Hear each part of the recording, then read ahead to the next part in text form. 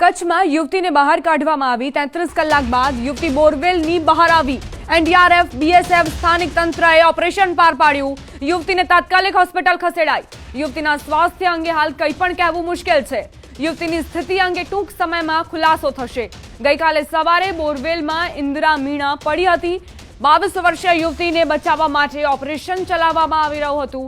540 ફૂટ ઊંડા બોરવેલમાં યુવતી ફસાઈ હતી। એક વખત નિષ્ફળ રહ્યો હતો બહાર કાઢવાનો પ્રયાસ।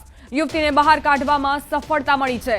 યુવતીનું સ્વાસ્થ્ય કેવું છે તે અંગે સત્તાવાર માહિતી ટૂંક સમયમાં જાહેર થશે। 33 કલાકની મહેનત આખરે રંગ લાવી છે। યુવતીને બહાર કાઢવામાં આવી છે, જો કે તાત્કાલિક તેને હોસ્પિટલ લઈ જવામાં આવી છે। અત્યારે કંઈ પણ કહેવું મુશ્કેલ છે। જ્યારે રિપોર્ટ્સ આવશે, ડોક્ટરો મેડિકલ બુલેટિન જાહેર કરશે, ત્યારબાદ આખી વિગતો સામે આવશે યુવતીના સ્વાસ્થ્યને લઈને। પરિવારજનોએ વહેલી સવારે જાણ કરી હતી, ત્યારબાદથી જ પ્રશાસનના અધિકારીઓ પહોંચ્યા। રેસ્ક્યુ ઓપરેશન ચલાવવામાં આવ્યું। એનડીઆરએફ અને બીએસએફની પણ મદદ લેવામાં આવી। કંઢેરાઈ ગામે વહેલી સવારે યુવતીએ બચાવો બચાવોની બૂમો પાડી। ત્યારબાદ તેના ભાઈને ખ્યાલ આવ્યો કે યુવતી બોરવેલમાં ખાબકી છે, પડી ગઈ છે। ત્યારબાદથી જ પરિવારજનોએ પ્રયત્ન કર્યો પ્રશાસનના અધિકારીઓનો સંપર્ક કરવાનો। તમામ ટીમો દોડી આવી, ઓપરેશન ચલાવવામાં આવ્યું। ગઈકાલથી જ ઓપરેશન ચલાવવામાં આવ્યું હતું અને કેમેરો નાખીને પણ એ જાણવાનો પ્રયત્ન કરવામાં આવ્યો કે યુવતી આખરે આ બોરવેલમાં કેટલા ઊંડે છે। સંવાદદાતા મેહુલ જોડાઈ ગયા છે વધુ જાણકારી સાથે। મેહુલ, આપની પાસે શું જાણકારી? યુવતીની અત્યારે શું સ્થિતિ? જી, ચોક્કસની વાત કરીએ તો ગઈકાલે જે વહેલી સવારે જે 5:30 વાગ્યાની આસપાસ આ ઘટના બની હતી, ત્યારે યુવતી છે તે 500 ફૂટ નીચે છે તે ફસાઈ હતી। ત્યારે રેસ્ક્યુની ટીમ પ્રયાસો કરવામાં આવી। 34 પ્રયાસો બાદ છે તે યુવતીને અત્યારે બહાર કાઢવામાં આવી છે। જી, પરિવારજનોએ શું પ્રતિક્રિયા આપી છે મેહુલ? કારણ કે પરિવારજનો ગઈકાલથી રાહ જોઈ રહ્યા હતા કે યુવતી બહાર આવે, અને સાથે જ જે પ્રશાસનના અધિકારીઓ ત્યાં હાજર હતા તેમની તરફથી કોઈ પ્રતિક્રિયા? જી, ચોક્કસની વાત કરવામાં આવે તો જે રીતે હાલ સતત પ્રયાસો અધિકારીઓ દ્વારા કરવામાં આવી રહ્યા હતા અને યુવતી હાલ અત્યારે નીકળતા જ 108 એમ્બ્યુલન્સના મારફતે તેને હોસ્પિટલ લઈ જવામાં આવી છે અને કોઈ પણ જાતની હાલ સુધી છે તે પ્રતિક્રિયા સામે નથી આવી, પરંતુ ટૂંક જ સમયમાં યુવતીની જે પરિસ્થિતિ છે તેની પ્રતિક્રિયા છે તે સામે આવશે। જી મેહુલ, યુવતીના શરીરમાં કોઈ હલનચલન મળી જ્યારે તેને બહાર કાઢવામાં આવી ત્યારે? ચોક્કસની વાત કરી તો જે રીતે એક યુવતી છે તે હોવાના કારણે છે તે સમગ્ર છે તે ઢાંકી અને તેને યુવતીને બહાર કાઢવામાં આવી હતી। એટલે ત્યારબાદ છે તે તરત જ 108 એમ્બ્યુલન્સ મારફતે છે તે ભુજની જે જીકે જનરલ હોસ્પિટલ છે ત્યાં પાસે લઈ જવામાં આવી હતી અને અન્ય પ્રતિક્રિયા છે તે હવે સામે આવશે। જી, કેટલા સમયમાં પ્રતિક્રિયા સામે આવશે? પ્રશાસનના અધિકારીઓ પણ કામે લાગ્યા હતા, બીએસએફની પણ મદદ લેવામાં આવી, એનડીઆરએફની ટીમ પણ કામે લાગી હતી। અધિકારીઓ તરફથી ક્યારે સત્તાવાર રીતે નિવેદન મળશે? જી, ચોક્કસની વાત કરીએ તો હાલ જે રીતે યુવતીને 3 વાગ્યા અને 54 મિનિટે છે તે બહાર કાઢવામાં આવી હતી અને ત્યારબાદ તરત જ 108 મારફતે છે તે હાલ ભુજની જે જીકે જનરલ હોસ્પિટલ છે ત્યાં પાસે લઈ જવામાં આવી છે અને તમામ અધિકારીઓ છે ત્યાં પાસે જ હાલ પહોંચી ચૂક્યા છે અને યુવતીની સ્થિતિ જોયા બાદ છે તેઓ પ્રતિક્રિયા આપશે। જી મેહુલ, અત્યારે કઈ હોસ્પિટલમાં યુવતીને લઈ જવામાં આવી છે? એમ્બ્યુલન્સમાં તમામ કર્મીઓ હાજર હતા, ડોક્ટર પણ હાજર હતા, તેમની તરફથી કોઈ પ્રતિક્રિયા પ્રાથમિક રીતે?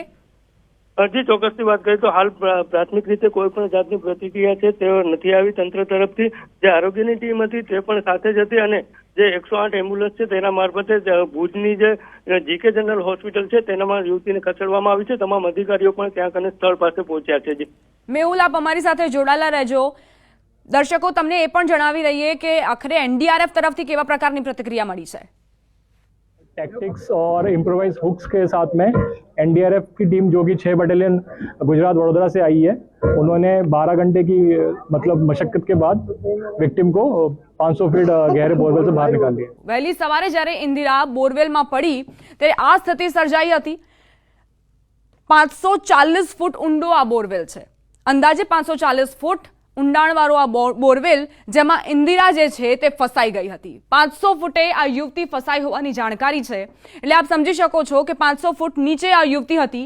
ત્યારબાદ એક દોરડું નાખીને આ યુવતીને બહાર કાઢવાનો પ્રયત્ન કરવામાં આવ્યો અને અંદાજે 440 ફૂટે આ યુવતી ફસાઈ હતી, તેને ઉપર લાવવામાં આવી। 500 ફૂટથી 440 ફૂટે આ યુવતી લાવવામાં આવી ત્યારે જે હુક છે તે તૂટતા જ ફરી એક વખત આ ઇન્દિરા નીચે સરકી ગઈ અને 490 ફૂટે તે ફસાઈ ગઈ।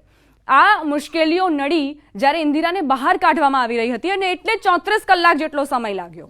હવે કઈ મુશ્કેલીઓ પડી આ ઓપરેશનમાં તેને જાણવાનો પ્રયત્ન કરીએ.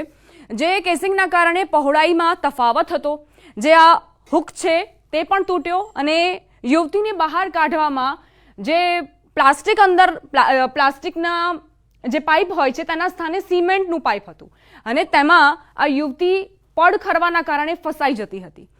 કેસિંગના કારણે સપાટીની વધઘટ હતી, જેના કારણે યુવતી સરળતાથી બહાર નહોતી લાવવામાં આવી શકતી અને ત્યાં વધારે જ્યાં પહોળાઈ છે ત્યાં યુવતી બહાર લાવવામાં તકલીફો પડી રહી હતી. એટલે આ તમામ મુશ્કેલીઓ ઇન્દિરાને બહાર લાવવામાં એનડીઆરએફ બીએસએફને પણ પડી, ફાયરની ટીમને પણ પડી. ફસાઈ તેનાથી ઉપર ઓછી પહોળાઈ હતી. કેસિંગની ધાર પાર કરાવવી સૌથી મોટો પડકાર હતો તમામ જે કર્મચારીઓ કામે લાગ્યા હતા તેમની માટે.